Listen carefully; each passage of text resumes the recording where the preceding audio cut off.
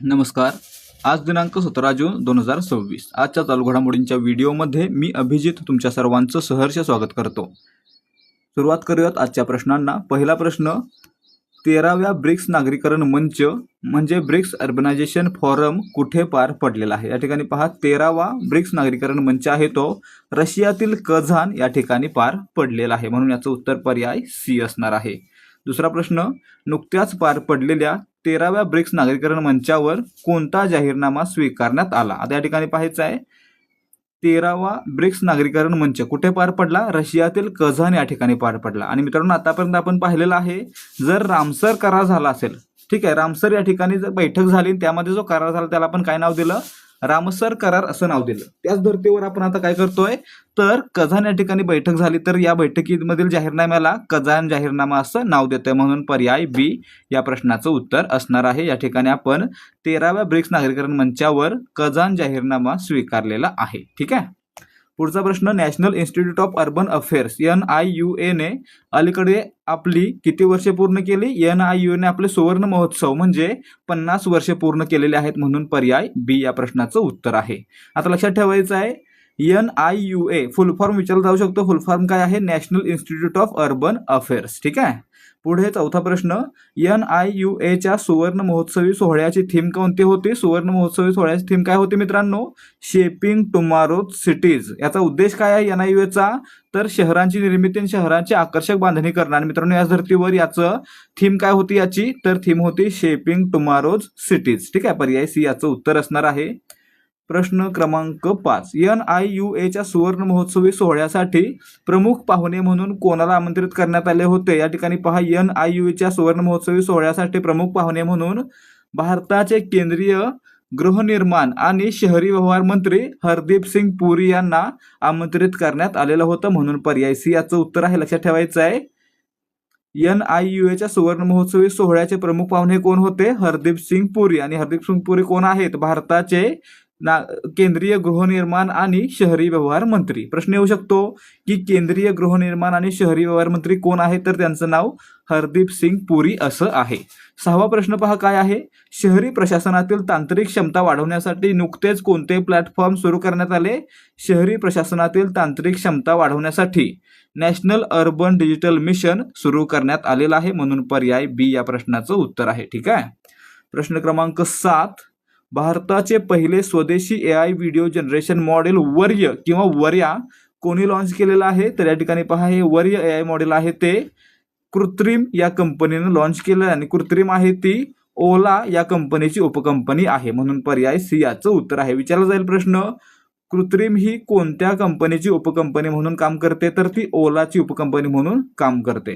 8वा प्रश्न पहा काय दिलाय, वर्य या AI व्हिडिओ मॉडेलच्या विकासासाठी कोणत्या सरकारी मिशनने पाठिंबा दिलेला आहे? मित्रांनो, भारतामध्ये AIचा विकास करण्यासाठी इंडिया AI मिशन सुरू करण्यात आलेलं आहे. मित्रांनो, या मिशन अंतर्गतच या वर्य मॉडेलला देखील पाठिंबा देण्यात आलेला आहे, म्हणून पर्याय ए या प्रश्नाचं उत्तर आहे. इंडिया AI मिशनचा वर्य AIला पाठिंबा आहे.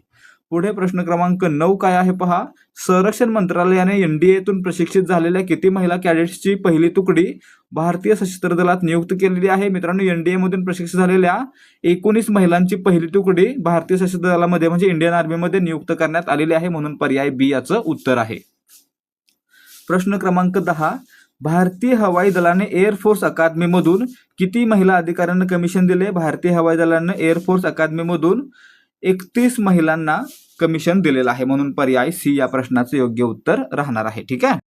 प्रश्न क्रमांक 11, चामडे आणि पादत्राणे क्षेत्रात गुणवत्ता आणि कौशल्य वाढवण्यासाठी QCI ने कोणासोबत करार केलेला आहे? या ठिकाणी पहा, चामडे आणि पादत्राणे म्हणजे फुटवेअर क्षेत्रामध्ये गुणवत्ता आणि कौशल्य वाढवण्यासाठी QCI म्हणजेच क्वालिटी काउन्सिल ऑफ इंडियानं FDDI म्हणजे footwear design and development institute सोबत सामंजस्य करार केलेला आहे, म्हणून पर्याय बी याचं उत्तर आहे. दोन्हीचे फुल फॉर्म लक्षात ठेवायचे, QCI quality council of India आणि FDDI footwear design and development institute. ठीक आहे. पुढे पहा प्रश्न क्रमांक 12, इंडिया पोस्टने नुकतीच आपली पहिली ड्रोन आधारित टपाल सेवा कोणत्या राज्यात सुरू केली? इंडिया पोस्टनं आपली पहिली ड्रोन आधारित टपाल सेवा आहे ती हिमाचल प्रदेश राज्यामध्ये डोंगराळ भागामध्ये सुरू केलेली आहे, म्हणून पर्याय सी याचं उत्तर असणार आहे. प्रश्न क्रमांक 13. हिमाचल प्रदेशात ड्रोनद्वारे टपाल पोहोचवण्याची सेवा प्रामुख्याने कोणत्या 2 टपाल कार्यालयादरम्यान सुरू करण्यात आलेली आहे? हिमाचल प्रदेशमधील मंडी ते रेहरधर या ठिकाणी भारतातील पहिली ड्रोन आधारित टपाल सेवा सुरू करण्यात आलेली आहे, म्हणून पर्याय बी याचं उत्तर आहे. कारण काय, हा एक डोंगराळ भाग आहे ज्या ठिकाणी वाहतूक करणं अवघड देखील आहे आणि फार वेळ घालवणारा देखील आहे. त्यामुळे या ठिकाणी प्रायोगिक तत्वावर सुरुवात या ठिकाणी करण्यात आलेली आहे. प्रश्न क्रमांक 14. इन्स्टिट्यूट फॉर इकॉनॉमिक्स अँड पीसने प्रसिद्ध केलेल्या ग्लोबल पीस इंडेक्स 2026 नुसार जगातील सर्वात शांत देश कोणता ठरलेला आहे? या ठिकाणी पहा, ग्लोबल पीस इंडेक्स 2026 कोणी प्रकाशित केला? तर institute of economics and peace. आणि मित्रांनो, यामध्ये 163 देशांची यादी आहे. यामध्ये प्रथम क्रमांकावर आहे आइसलँड, म्हणून पर्याय सी याचं उत्तर असणार आहे. जगातील सर्वात शांत देश कोणता?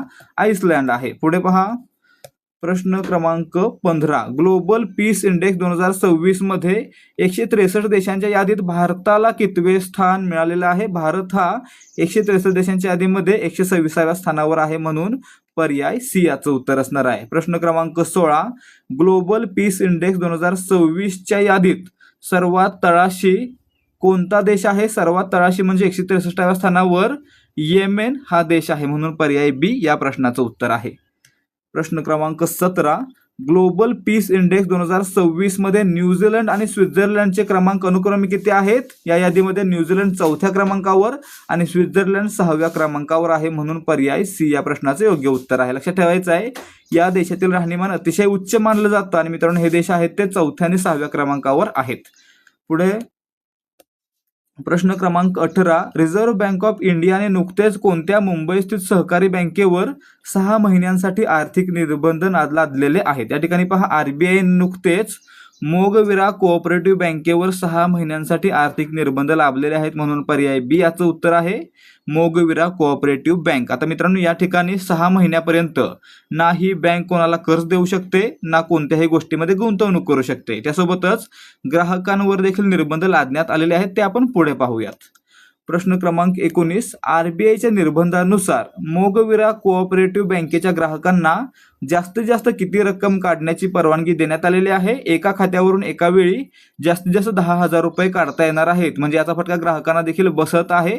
जास्त पैसे काढता येणार नाहीत, म्हणून पर्याय बी याचं उत्तर आहे. प्रश्न क्रमांक 20. DICGC च्या नियमानुसार बँक ठेवीदारांना कमाल किती रुपयांचे विमा संरक्षण दिले जाते? या ठिकाणी पहा, DICGCच्या नियमानुसार बँक ठेवीदारांना 5 लाख रुपयांचे कमाल विमा संरक्षण दिले जाते, म्हणून पर्याय डी याचं उत्तर आहे. आता या 5 लाखामध्ये काय असतं, तर तुमची भरलेली रक्कम म्हणजे मुद्दल आणि त्यावरचं व्याज, आणि जर उरलेली रक्कम शिल्लक राहत असेल, म्हणजे समजा तुम्ही 4 लाख भरलेत अधिक तुमचं 50,000 व्याज आहे, राहिले काय 50,000 आहेत वरचे, ते 50,000 काय देईल, बँक देईल, आणि एकूण 5 लाख करून तुम्हाला ते बँक ठेवी ते पूर्ण विमा संरक्षण देणार आहे. ठीक आहे. प्रश्न क्रमांक 21. कार्बन कॅप्चर आणि स्वच्छ ऊर्जा संशोधनासाठी ऑइल इंडिया लिमिटेडने कोणत्या देशाच्या PTRC संस्थेसोबत करार केलेला आहे? या ठिकाणी पहा, ऑइल इंडिया लिमिटेडनं कार्बन कॅप्चर आणि स्वच्छ ऊर्जा संशोधनासाठी कॅनडातील PTRC सोबत करार केलेला आहे, म्हणून पर्याय सी कॅनडा आपलं उत्तर असणार आहे. PTRC म्हणजे काय, पेट्रोलियम टेक्नॉलॉजी रिसर्च सेंटर. ठीक आहे. पुढे प्रश्न क्रमांक 22. ऑइल इंडिया आणि कॅनडाच्या PTRC मधील हा करार कोणत्या जागतिक ऊर्जा प्रदर्शनात करण्यात आला? या ठिकाणी पहा, कॅनडातील कॅल्गरी या ठिकाणी जागतिक ऊर्जा प्रदर्शन आयोजित करण्यात आलेलं होतं, आणि मित्रांनो या ठिकाणी भारत आणि कॅनडा दरम्यान हा करार करण्यात आला, म्हणजे ऑइल इंडिया आणि PTRC सोबत करार करण्यात आलेला आहे, म्हणून पर्याय ए याचं उत्तर असणार आहे. बैठक कोणती किंवा प्रदर्शन कोणतं होतं, कॅल्गरी कॅनडा. ठीक आहे. पुढे प्रश्न क्रमांक 23. सर्वोच्च न्यायालयाच्या कोणत्या वर्षाच्या ऐतिहासिक निर्णयामुळे महिलांना पहिल्यांदाच NDA मध्ये प्रवेश मिळाला? या ठिकाणी पहा, 2021 साली सर्वोच्च न्यायालयाने निर्णय दिल्यानुसार NDA मध्ये महिलांना देखील प्रवेश दिला जाऊ लागला, म्हणून पर्याय सी 2021 आपलं उत्तर असणार आहे. प्रश्न क्रमांक 24. ड्रोन आधारित टपाल सेवेमुळे मंडी रेहरदर मार्गावरील टपाल वितरणाचा वेळ 2 तासावरून किती मिनिटापर्यंत कमी झाला आहे? या ठिकाणी पहा, मंडी ते रेहरदर या ठिकाणी टपाल सेवा वितरित करण्यासाठी 2 तासांचा कालावधी लागत होता, तो कालावधी आता कमी होऊन 20 मिनिटापर्यंत कमी झालेला आहे, म्हणून पर्याय बी याचं उत्तर आहे. आणि पुढे प्रश्न क्रमांक 25. भारताचे नवीन AI मॉडेल वर्यव व्हिडिओ निर्मितीच्या प्रक्रिया 50 टप्प्यावरून किती टप्प्यांवर आणून सुलभ करते या ठिकाणी पहा. जर आपण AI द्वारे व्हिडिओ बनवतोय तर त्या व्हिडिओमध्ये एकूण किती टप्पे असतात, तर 50 टप्पे असतात व्हिडिओ बनवण्याचे. आणि मित्रांनो, वर या मॉडेलमध्ये काय होणार आहे, तर हे टप्पे फक्त एका स्टेपमध्ये पूर्ण होणार आहेत. म्हणून याचं उत्तर काय असणार आहे, पर्याय ए, 1 टप्पा असणार आहे. अशा प्रकारे मित्रांनो आपले आजचे प्रश्न समाप्त झाले. जर तुम्हाला आजच्या प्रश्नांची उत्तर आणि स्पष्टीकरण समजलं असेल तर व्हिडिओला लाईक करा आणि अशाच प्रकारचे प्रश्नोत्तरांचे व्हिडिओ पाहण्यासाठी आपल्या चॅनलला सबस्क्राईब करा. भेटूयात पुढच्या भागामध्ये. जय हिंद, जय भारत आणि जय महाराष्ट्र.